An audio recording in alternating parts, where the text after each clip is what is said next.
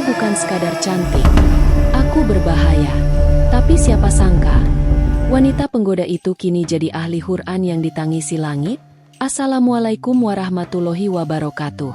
Yang subscribe semoga rezekinya berkah dan melimpah.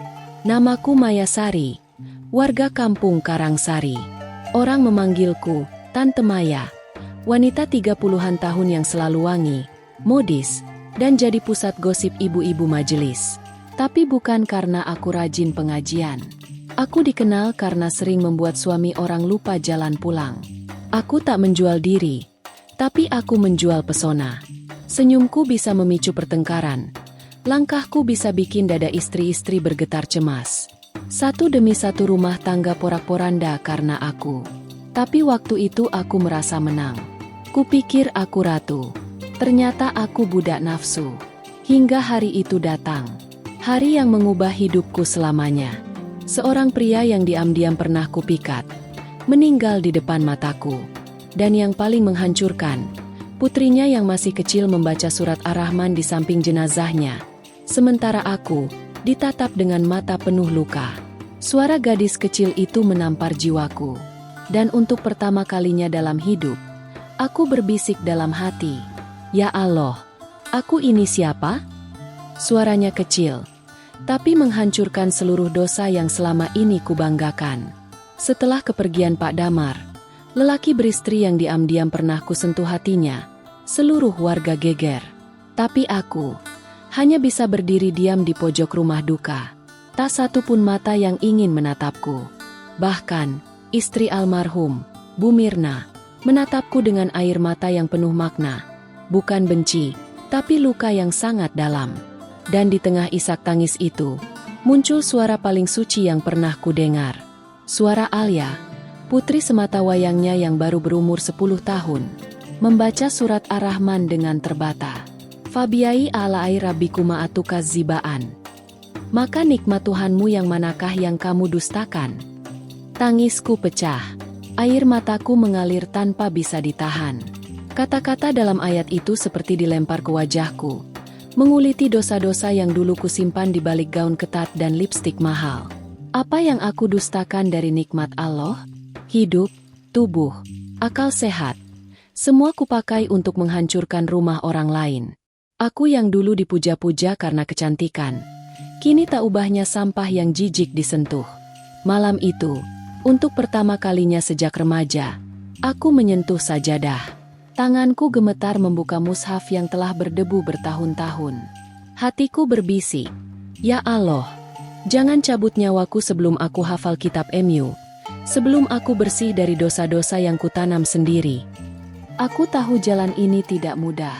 Tapi aku sudah memilih. Tante Maya yang dulu mengumbar aurat, kini ingin ditenggelamkan dalam cahaya Al-Quran.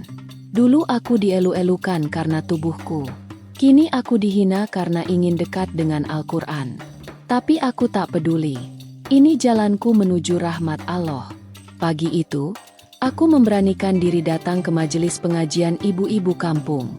Jilbabku lebar, wajahku tanpa make up, langkahku gemetar. Tapi begitu masuk, suasana hening. Mata-mata yang dulu iri, kini memandang penuh curiga. Seseorang berbisik pelan namun cukup keras untuk kudengar. "Astagfirullah. Tante penggoda datang juga ke pengajian? Mau ganggu Ustadz juga kali?" Dadaku sesak, tapi aku genggam kuat sajadah yang kubawa. Aku tak datang untuk dipuji. Aku datang untuk berubah. Bu Mirna, istri dari almarhum Pak Damar, ikut hadir. Saat mataku bertemu dengannya, tubuhku gemetar. Aku buru-buru menunduk, tapi dia justru menghampiri dan menghamparkan sajadah di sebelahnya. "Kalau niatmu karena Allah, duduklah di sini. Mari kita belajar sama-sama." Air mataku tumpah lagi. Tak kusangka, wanita yang paling kusakiti, justru yang membukakan pintu pertama menuju taubat. Hari-hari berikutnya tak mudah. Hafalan sulit masuk ke dalam ingatan. Usia tak lagi muda. Dosa bertumpuk, dan bisikan setan tak pernah diam. Tapi aku tetap berjuang. 1 ayat, 2 ayat, 3 ayat. Tangisku tumpah setiap berhasil menghafal 1 surat. Karena aku tahu, ini bukan sekadar hafalan. Ini adalah langkah untuk mencuci jiwa yang pernah kotor. Dan di setiap akhir malam, aku berdoa, "Ya Allah, jika aku mati sebelum menamatkan hafalan ini, tolong cukupkan dengan cinta MU." Saat aku mulai mencintai Al-Quran, dunia seperti tak sudi melihatku berubah. Tapi aku tak akan kembali pada gelap yang dulu. Hari itu aku diundang untuk menjadi pembaca ayat pembuka dalam acara Maulid Nabi di kampung sebelah. Aku datang dengan baju gamis sederhana dan jilbab syari. Tanganku menggenggam mushaf, dan hatiku bergetar. Ya Allah, ini kali pertama aku membaca ayat MU di hadapan orang banyak. Namun sebelum aku naik ke panggung, sekelompok ibu-ibu berdiri menghalangi. Dia ini siapa? Mau jadi ustadzah? Dulu menggoda suami orang, sekarang sok suci. Jangan-jangan hafalannya juga cuma pura-pura, cuma modal drama taubat. Suara-suara itu mengguncang hatiku. Aku ingin lari, ingin kembali bersembunyi. Tapi tiba-tiba, suara mungil memanggilku dari belakang. "Tante Maya, jangan takut." Bunda bilang, "Allah sayang orang yang mau berubah sungguh-sungguh." Alia, anak Pak Damar, memelukku erat. Di depan panggung, aku naik sambil menahan air mata. Suara dalam hatiku berkata, "Dulu kau lantang saat mengumbar godaan. Kenapa sekarang takut saat mengumandangkan firman Allah?" Lalu kuucapkan dengan mantap, "A'udzubillahi minas syaitonir rojim. Bismillahirrohmanirrohim." Suasana hening. Tak ada cemooh, tak ada tawa. Yang ada hanyalah suara Al-Quran yang mengalir, dan air mata yang jatuh dari pipi para pendengar. Bahkan, dari mereka yang tadi mencibirku. Setelah itu, seseorang yang sangat aku takuti menghampiriku. Ustadzah Salwa, guru ngaji yang dulu sempat menolakku karena masa laluku. Ia tersenyum dan berbisik pelan, "Kalau yang dulu bisa kau tinggalkan, maka yakinlah, Allah akan hadirkan cahaya yang tak pernah kau bayangkan." Itulah hari di mana aku sadar, fitnah akan selalu ada, tapi jalan menuju surga tak pernah tutup bagi yang bersungguh-sungguh. Ketika jalan tobat mulai terang, masa lalu datang menggoda kembali. Kali ini bukan nafsu yang diuji, tapi istiqomah di hadapan Allah. Setelah acara maulid itu, namaku mulai dikenal. Bukan lagi sebagai tante penggoda, tapi sebagai Maya yang sedang belajar jadi hafidzah. Sebagian orang mulai menghargai, sebagian lagi masih mencibir diam-diam. Tapi aku tak peduli. Hingga suatu malam, ponselku bergetar. Sebuah nama muncul. Bayu. Dia adalah pria yang dulu pernah jadi bagian dari dosa-dosaku. Suami orang yang pernah aku rayu. Aku rusak rumah tangganya. Dan kini, dia kembali mengirim pesan. "Kamu tambah cantik dengan jilbab. Tapi aku tahu, kamu pasti masih punya rasa yang dulu itu. Kalau kamu berubah beneran, temui aku dan buktikan. Kalau enggak, rahasia kita dulu bisa terbuka." Darahku seperti membeku. Jantungku berdetak cepat. Ini bukan sekadar ujian, ini ancaman. Aku sujud malam itu, menangis sambil menggenggam mushafku. Ya Allah, lindungi aku dari jeratan masa lalu. Aku ingin bersih. Aku ingin selesai dengan semua ini. Keesokan harinya, aku temui Bayu. Bukan untuk menyerah, tapi untuk menyatakan, "Aku bukan wanita yang dulu. Kalau kau mau rusak aku lagi, silakan. Tapi aku tak akan mundur dari jalan Allah." Bayu tertawa mengejek, tapi aku pergi tanpa menoleh lagi. Malam itu aku hafal surat Al-Furqan ayat 70.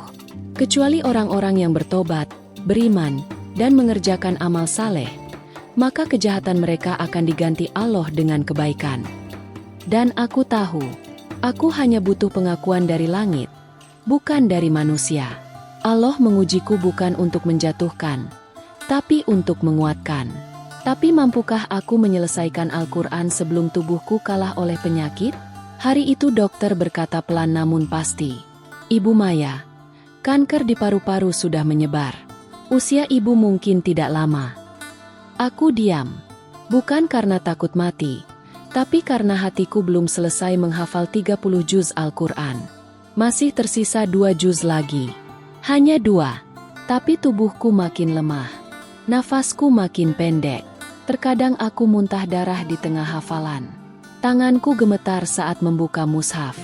Tetapi aku tak menyerah. Ya Allah, jangan cabut nyawaku sebelum aku hatam menghafal kitab MU. Kalimat itu terus kugumamkan setiap malam dalam sakitku. Bu Mirna, Alia, Ustadzah Salwa, semuanya mendukungku. Mereka gantian menuntunku menghafal saat aku tak sanggup membaca. Sampai suatu malam, dengan napas tersengal, air mata berlinang, dan suara parau, aku menyelesaikan ayat terakhir dari surat An-Nas. Min al-Jinnati wan Naas. Aku menutup mushaf, sujud lama, sangat lama, dan aku berdoa dalam isak. Ya Allah, hamba MU ini sudah kembali, bukan dengan tubuh sempurna, tapi dengan hati yang penuh cinta pada ayat-ayat MU.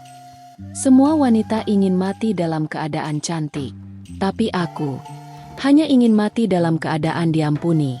Beberapa hari setelah menghatamkan hafalan Al-Quran, tubuhku lumpuh. Aku hanya bisa berbaring, ditemani suara tilawah yang diputar dari HP Alia setiap pagi. Anehnya, aku tak merasa takut. Aku siap, karena hatiku sudah bersih dari cinta dunia. Sebelum aku menghembuskan nafas terakhir, aku minta satu hal. Tolong kafani aku dengan kain putih polos, dan letakkan mushaf kecil ini di pelukanku. Pagi itu, di hari Jumat yang tenang, aku meninggal dunia. Wajahku tersenyum, tubuhku tak kaku. Bau wangi tercium di kamar yang sederhana. Warga yang dulu mencemooh, kini datang berduyun-duyun ke rumah. Mereka menangis saat melihat jasadku dipeluk mushaf. Bu Mirna mengadzani di dekat telingaku, dan Alia membacakan surat Ar-Rahman seperti dulu, di sisi jenazah ayahnya. Dan saat liang lahat ditutup tanah, suara Ustadzah Salwa bergetar. Wanita ini, dulu musuh para istri, tapi dia pergi sebagai hafidzah yang dimuliakan langit. Tante penuh goda itu, kini telah tenang di sisi robnya. Semoga Allah menerima taubatnya, dan semoga kisah ini mengetuk pintu hatimu yang mungkin sedang ingin kembali, tapi masih ragu. Ingat, surga terbuka untuk siapapun yang mau sungguh-sungguh kembali, termasuk kamu.